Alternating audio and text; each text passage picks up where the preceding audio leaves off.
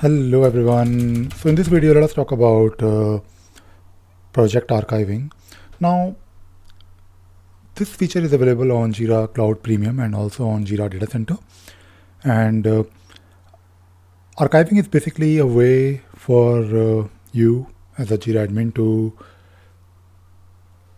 disable a project from from your Jira instance and not delete it. So if you have a big Jira instance, let us say you have like hundreds and thousands of issues in your Jira instance, then of course you want to make sure that the performance is good of your Jira instance, and ideally, you have to do a lot of things, especially on the custom field side.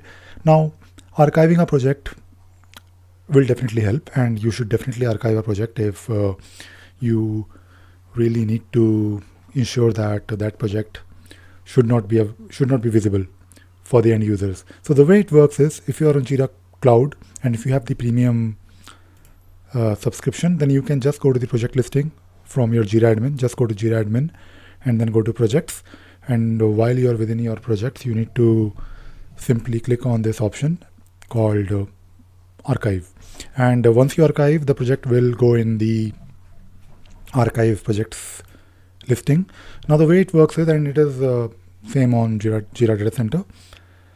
When you archive a project, the project is of course, it is still there in the database. So that is number one. So don't worry, it is not really gone anywhere. Number two, your project will be available for, if someone has access to the direct link of a project, they can still open it. And similarly for the issues, if someone was able to view those issues earlier, they can still do it, like by going to that link directly. So it will become like a read-only project, accessible only by direct links. So that is good to know. But your project will not appear anywhere in your search results. And this is of course the same on Jira Data Center. And by the way, there is a link where you can learn about your archiving of a project for data center.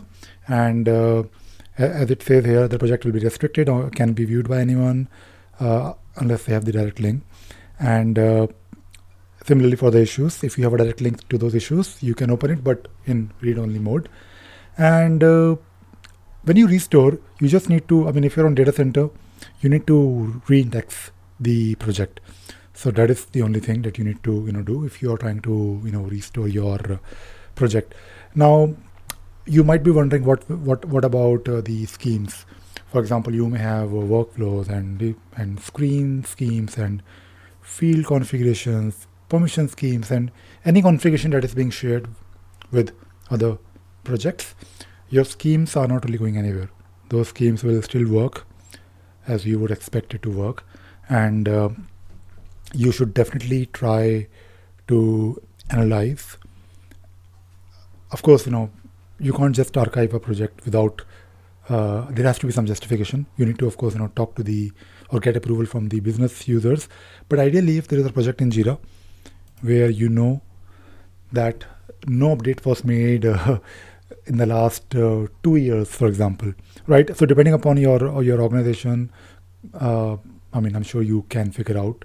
If you are in a bank, you may never delete anything, but you may, of course, can archive a project, but maybe you still need to keep it active for 2 years, right? Something like that.